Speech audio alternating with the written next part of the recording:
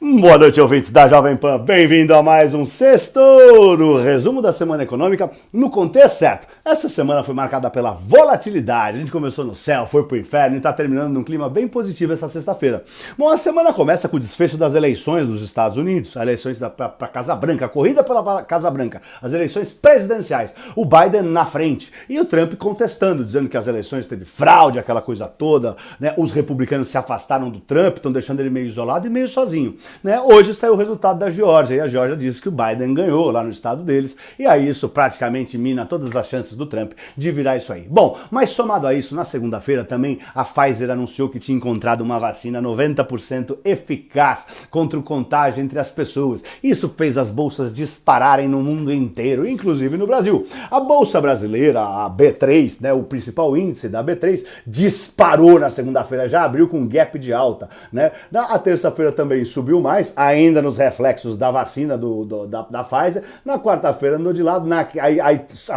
Os banqueiros centrais falaram na quarta-feira, nós já vamos falar nos principais pontos da semana, né? E assustaram, né? Também teve alguns ruídos internos aqui. A bolsa caiu, mas hoje está fechando num clima positivo, está fechando em alta. A bolsa está fechando com 3,70 de alta essa semana aos 104.600 pontos. O dólar, que também teve uma semana bem volátil, está terminando nos níveis de 5,46 essa semana. Também foi bem volátil por lá. Mas essa semana, vem pra cá, você é minha assistente, vem cá que eu vou falar o que teve interessante essa semana. Aí, voltaram os IPOs. Essa semana teve 3 IPOs na bolsa. Enjoei, a Aeris, que faz aquelas hélices eólicas para vento, né, para fazer energia com vento, e a 3R Petróleo, que é uma empresa que faz plataformas de petróleo. Bom, também foi uma semana marcada pela fé nas vacinas, né? A Pfizer, não foi só a Pfizer que anunciou vacinas, depois da Pfizer veio a Novavax, aí veio uma vacina russa, os russos disseram, não, mas a nossa vacina tem 92% de eficácia.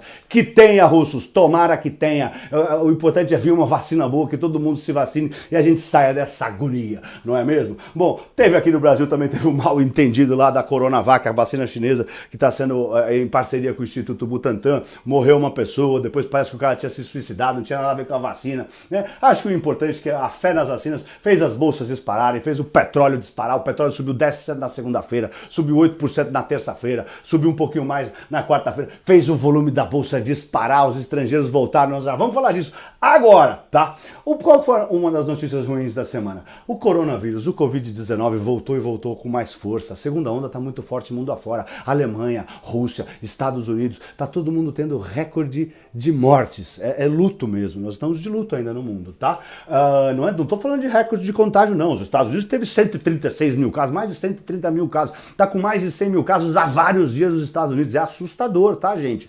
É rezar para esse vírus ter mutado e esse vírus não matar tanto, porque realmente tá morrendo menos gente, mas assusta muito os investidores e as pessoas que não investem também, assusta todo mundo essa onda, essa segunda onda tão forte. Aqui no Brasil, eu vou te falar, eu não sei, mas eu tô vendo muitos hospitais particulares lotados, tá enchendo tudo, então aqui tá acontecendo alguma coisa também, ou a gente tá nessa primeira onda e ela tá acelerando, tá? Ou parece que essa segunda onda mundial chegou por aqui, tá? Não sei o que aconteceu, mas vamos ver. Olha, Nova York, São Francisco e Chicago, lá nos Estados Unidos, também impuseram novas medidas restritivas, então além da Europa, que tá, metade da Europa tá lá em estado de calamidade pública, os Estados Unidos também começou a voltar a se fechar.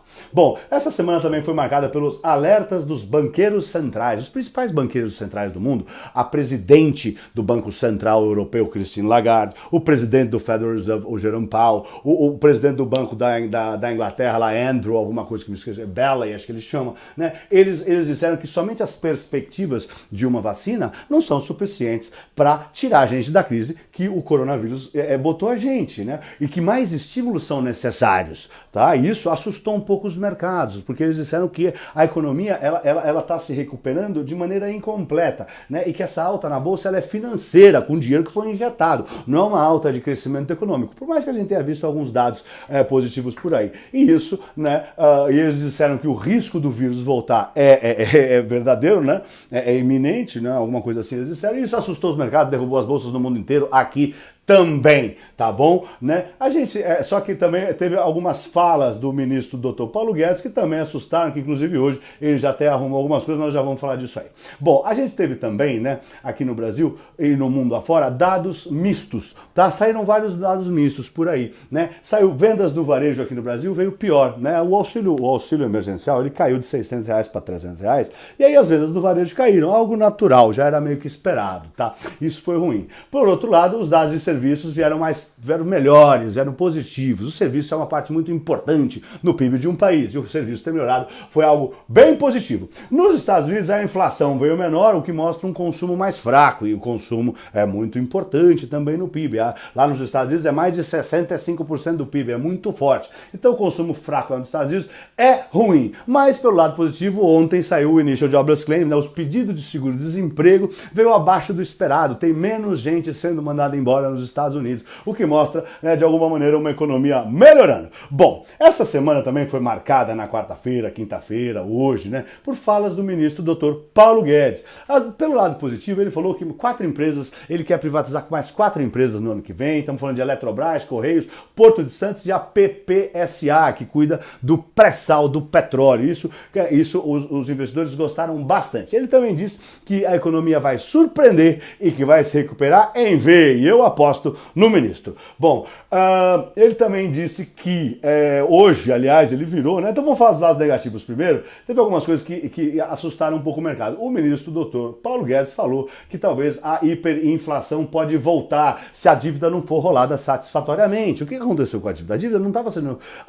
os juros abriram porque a gente estava tendo um pouco de dificuldade de rolar a dívida, tá? É algo muito importante. Então, é necessário que se role a dívida bem, tá? Ele também disse, né, ele fez uma fala que diz assim, se a segunda onda vier aqui para o Brasil, a gente vai ter que voltar ao estado de calamidade pública e talvez tenha que estender o auxílio emergencial para o ano que vem. E isso causou frisson no mercado com receio do descontrole das contas públicas e fez a bolsa cair com força e fez o dólar disparar lá na quarta-feira, tá? Bom, outra coisa que ele falou também que o mercado não gostou foi a tributação dos dividendos. O mercado fica nervoso quando o ministro doutor quer tributar os dividendos que as empresas pagam para o investidor de ações. E falou também que a CPMF estava sendo cogitada, tá? E isso também, claro, né? O Brasil está vivendo um momento de cobertor curto, gente. A gente está com problema de contas públicas, a arrecadação está baixa, a gente precisa...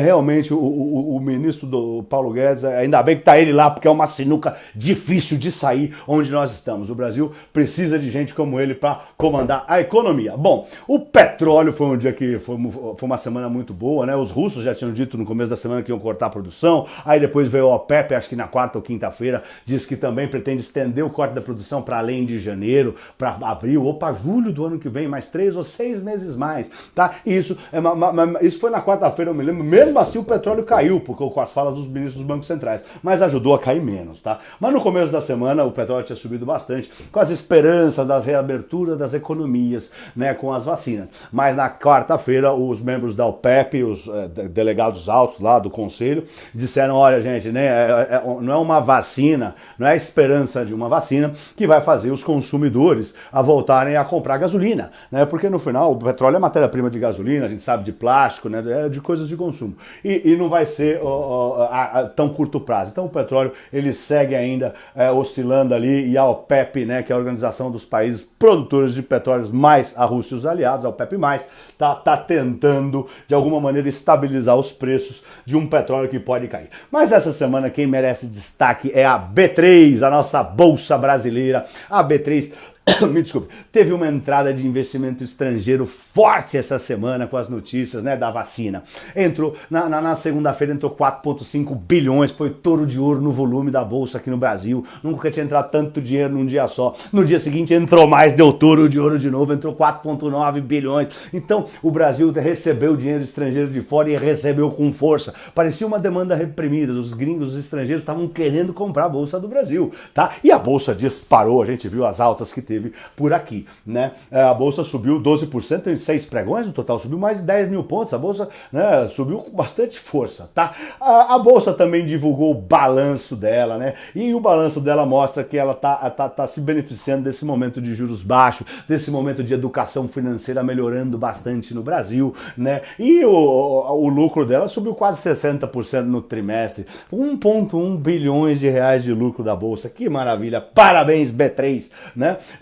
A base de clientes deles, 3,1 milhões de clientes, esse ano só, aumentou mais de 80% o número de clientes da Bolsa, de investidores lá na pessoa física na Bolsa. Então a Bolsa tá de parabéns. Bom, gente, vamos olhar aqui, essa semana também tá marcada, tá? Hoje, né, algo muito importante, hoje o Boris Johnson, que é o primeiro-ministro lá da Inglaterra, né, do rei, que representa o Reino Unido no Brexit, no divórcio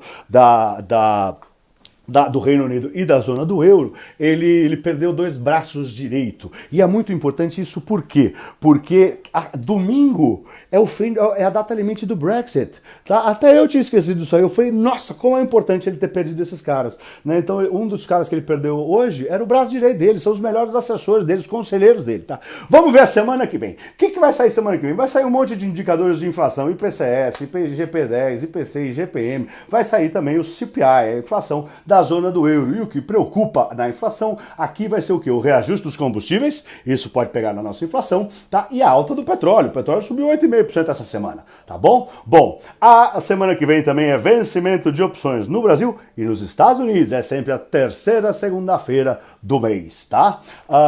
O do índice, que é a segunda-feira mais próxima do dia 15, né? Vai sair também lá nos Estados Unidos. Eu sempre escrevo verde, gente, para Brasil, azul para Estados Unidos e preto para a zona do euro, tá? Lá nos Estados Unidos vai sair dados do varejo e dados da produção. Isso vai nos dar pistas de como está a maior economia do planeta, os Estados Unidos. Bom, domingo, dia 15, é o Brexit, é a data limite. Nós temos que ver o que vai acontecer segunda-feira, dependendo do desfecho disso aí. Do domingo, gente, não sei, temos que ver no domingo e segunda-feira eu converso com vocês no Minuto Touro de Ouro, aqui na Jovem Pan. Bom, aqui tem que ficar de olho na semana que vem, tá? Temos que ficar de olho nas eleições americanas. Ainda tá no imbróglio lá, tá? Por mais que o Biden esteja na frente, tá bom? Vai ter as eleições das prefeituras aqui também. Vamos ver como é que a gente larga na segunda-feira, ver quem é que tá no segundo turno, o que acontece. Na segunda-feira também começa a valer o Pix aqui no Brasil, tá? Bom, sexta-feira é feriado, né? Dia da Consciência Negra, mas para nós do mercado vamos trabalhar. Aquele rolo do Covid no começo do ano, adiantaram os feriados, não adiantaram, sei lá, eu sei que a gente vai ter que trabalhar, mesmo com o feriado. E na sexta-feira, na zona do euro, vai sair a confiança do consumidor. Gente, é isso aí. Essa semana foi uma semana eletrizante, emocionante. Eu espero que vocês tenham gostado. Bom, nos vemos na semana que vem. Tenham um ótimo final de semana. Eu sou o Pablo. Bom fim de semana. Vai, Tourinho! Vai, Tourinho!